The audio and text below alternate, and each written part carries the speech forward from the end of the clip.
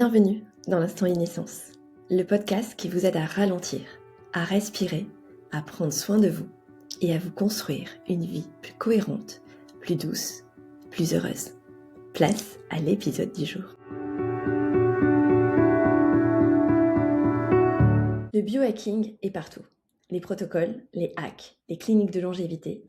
Et pourtant, les populations qui vivent le plus longtemps, en meilleure santé, ne font rien de tout ça. Ce qu'elles font, c'est bien plus simple et bien plus profond.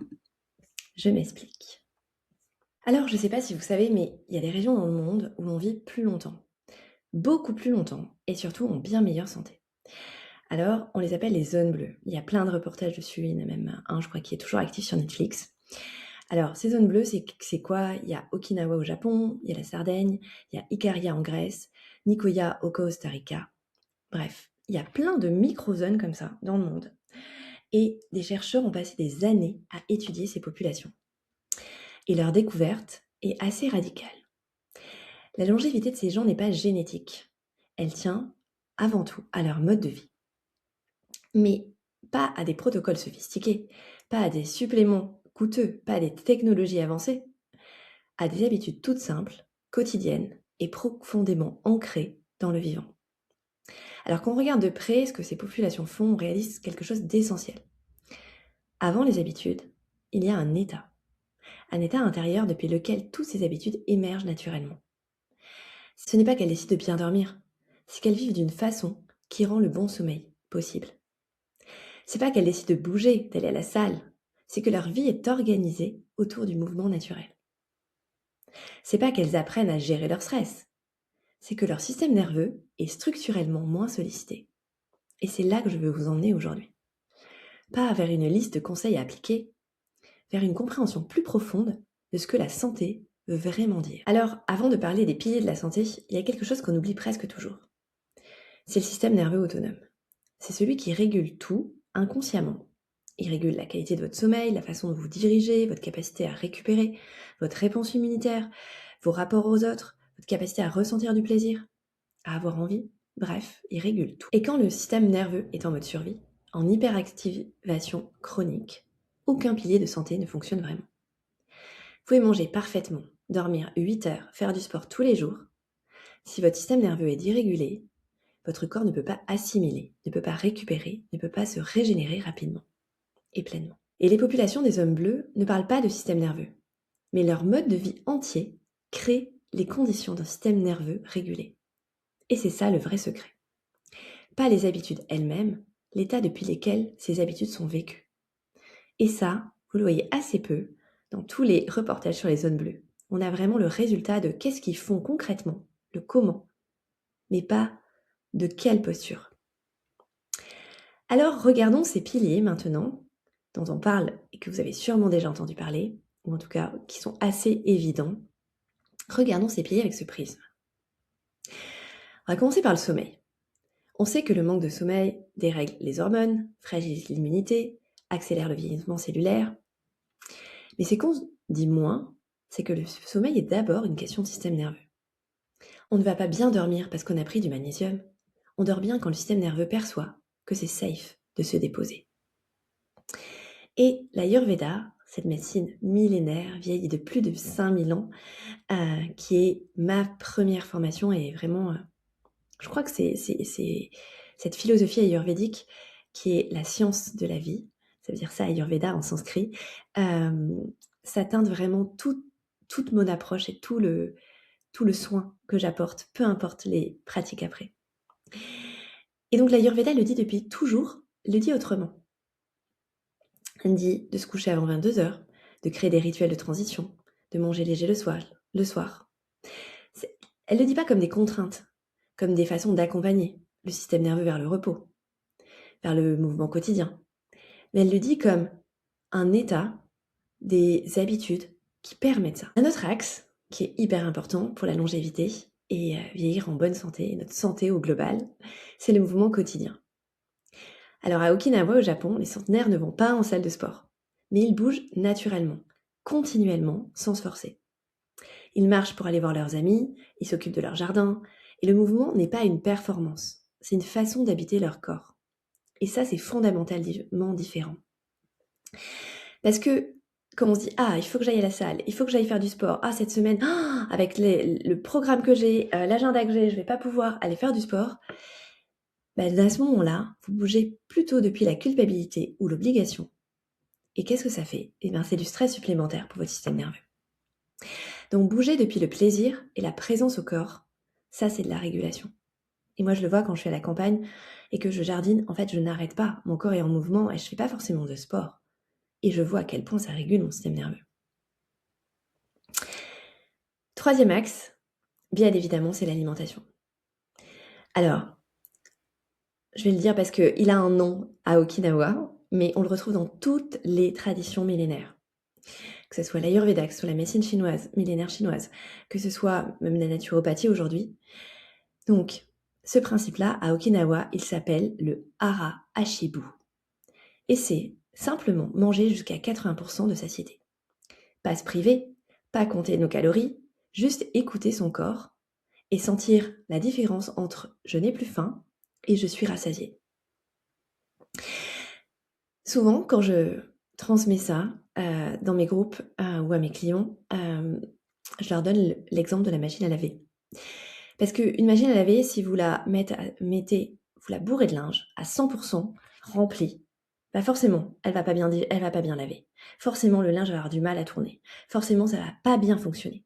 Par contre, si vous la mettez à 80% de linge, c'est ce que tous les fabricants, je crois, même de machines à laver préconisent, en fait, à ce moment-là, elle va bien laver parce que le linge a la place de tourner. Et votre estomac, c'est la même chose. Si vous le bourrez, les sucs digestifs, le mouvement n'a plus l'espace de se faire. Alors l'Ayurveda va dire exactement la même chose avec d'autres mots. Elle parle d'Agni. D'Agni, c'est le feu digestif. Et alors, elle dit que c'est important de manger dans le calme, à heure fixe, en présence à ce qu'on mange. C'est important de manger pas quand on est sous émotion, pas quand on est en colère, pas quand on est stressé, de prendre le temps de respirer avant. Elle dit tout ça pas parce que c'est une règle, parce que juste quand on est en mode survie, on mange sans s'en rendre compte. On mange vite, debout, en regardant son téléphone, en regardant une série. Bref, on ne sent plus rien. Et je suis sûre que ça vous est déjà arrivé. De manger en regardant quelque chose, en travaillant, en lisant quelque chose. Et au final, avoir fini votre repas, fini votre assiette et vous savez même plus si vous avez faim, pas faim, si vous avez mangé, pas mangé, ce que vous avez mangé concrètement, le goût que ça avait. Vous n'êtes tellement pas en présence que vous ne ressentez plus. Et donc la régulation va créer les conditions de l'écoute. Et l'écoute de son corps, l'écoute des signaux du corps, crée les conditions d'une alimentation plus juste, qui participe à la longévité et à la santé.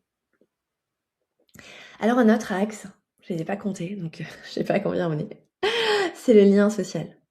À Okinawa, il y a le moai. C'est un petit groupe d'amis qui se soutiennent toute la vie. Pas des centaines de contacts, un cercle restreint, profond, stable. Et les recherches sont claires. Les relations bienveillantes régulent le système nerveux. Elles réduisent le cortisol, elles activent l'ocytocine, qui est l'hormone du bonheur. Elles créent un sentiment de sécurité qui protège littéralement la santé. L'isolement chronique, lui, est aussi délétère que fumer 15 cigarettes par jour. Et ça, c'est pas une métaphore, c'est une vraie donnée scientifique, avec des études. Et enfin, il y a le sens. L'ikigai. Vous avez sûrement déjà entendu parler. Celui qui vous fait vous lever ce matin. Celui qui vous donne envie de vous lever. Alors une étude qui a été faite sur 54 000 personnes a montré que celles qui déclaraient avoir un ikigai avaient 2 fois moins de risque de mourir dans les 7 années suivantes. 2 fois. Pas parce qu'elles mangeaient mieux, pas parce qu'elles dormaient plus, parce qu'elles avaient une raison d'être. Et une raison d'être, ça régule notre système nerveux. Ça crée une cohérence intérieure, un état qui peut se répercuter sur tout le reste. Et c'est là où je veux que vous repartiez de cet épisode avec quelque chose d'essentiel. Souvent, on cherche la bonne habitude, le bon protocole, le bon pilier à adopter. Et je vous en ai donné, je sais. Mais la question pour moi n'est pas quelle habitude dois-je adopter? Et parce que ça, vous avez déjà testé plein de fois. Et ça fonctionne un peu, parfois un peu plus, mais jamais très longtemps. La vraie question pour moi, c'est depuis quel état est-ce que je vis? Parce que les mêmes habitudes vécues depuis un état de survie ou depuis un état de sécurité intérieure n'ont pas les mêmes effets sur le corps. Manger sainement en étant en colère ou depuis la culpabilité, c'est du stress. Manger sainement depuis le plaisir et l'écoute, c'est une belle alimentation. Faire du sport depuis l'obligation, c'est de la contrainte. Bouger depuis la joie et la présence au corps, c'est de la régulation. Dormir depuis l'anxiété de ne pas assez dormir, c'est de l'hyperactivation. Et on est beaucoup à être comme ça. Se déposer depuis un état de sécurité, là, c'est de la récupération. Alors ces zones bleues, elles ne s'optimisent pas, elles s'habitent. Et j'aime bien cette phrase que l'Ayurveda a transmise depuis tellement d'années, c'est que toute maladie commence par un oubli. Un oubli de soi, un oubli du rythme, un oubli du vivant. Quand on oublie son rythme, notre système nerveux bascule direct en mode survie. Quand on oublie d'écouter son corps, notre feu digestif s'affaiblit. Quand on oublie le vivant, on optimise au lieu de s'habiter. Et pour moi, toutes ces sagesses, que ce soit celles des zones bleues, celles de l'Ayurveda, elles ont en commun avec les neurosciences une seule et même vérité. C'est que la santé, c'est pas une performance. Et que je pense que c'est ça aussi qui peut être un peu perturbant. C'est que notre santé en France, c'est une santé de la maladie. On va s'occuper de notre santé quand on est malade. Quand ça y est, on est malade. Et les médecins savent traiter la maladie. Dans ces zones bleues, et surtout l'Ayurveda, c'est une médecine de la santé. C'est-à-dire qu'on va tout faire, c'est ça, pour ça qu'on parle de prévention, c'est qu'on va tout faire pour maintenir cette santé. Et donc, cette santé va pas être une performance de traiter une maladie. Cette santé, elle va être un retour à son rythme profond, un retour à l'intelligence naturelle du corps, au vivant en soi. Parce que c'est souvent beaucoup de bon sens qu'on a perdu. Et ça, aucun protocole ne peut vous le donner. Ça se cultive, ça s'écoute, ça se pratique. Chaque jour. Imparfaitement, bien évidemment, humainement. De façon vivante.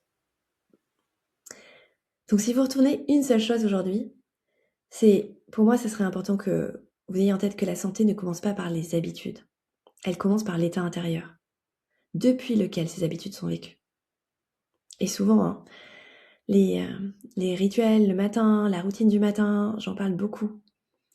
Mais si ça doit être une obligation de plus, une tâche de plus à cocher sur la to-do, on est complètement à contre-emploi du bénéfice de routine matinale. C'est exactement ça.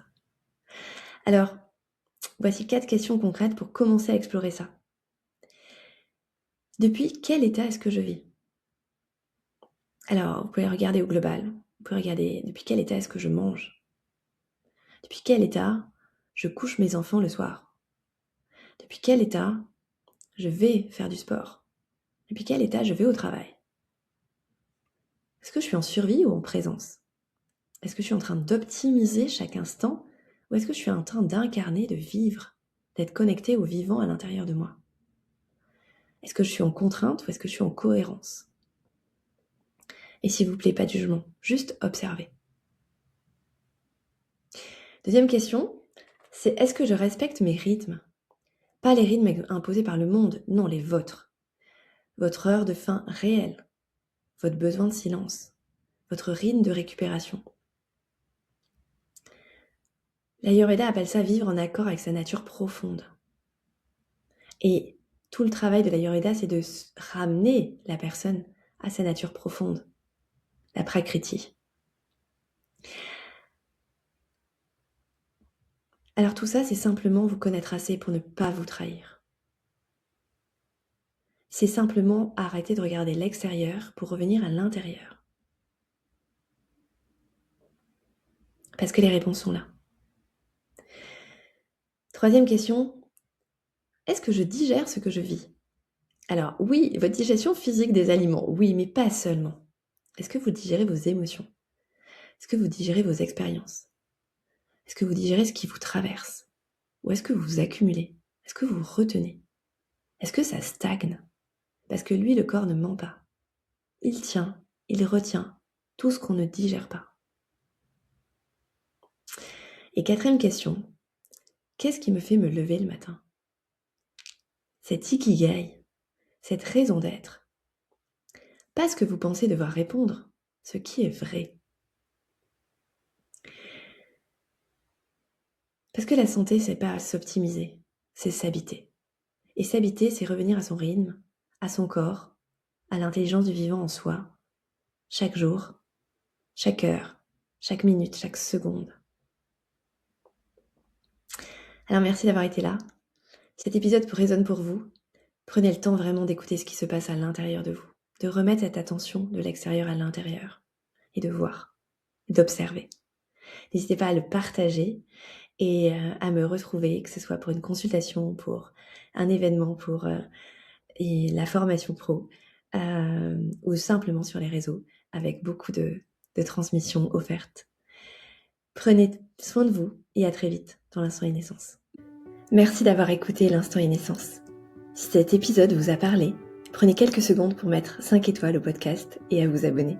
C'est ce qui m'aide le plus à le faire rayonner. Vous pouvez aussi le partager à une personne pour qui cela fera une différence aujourd'hui.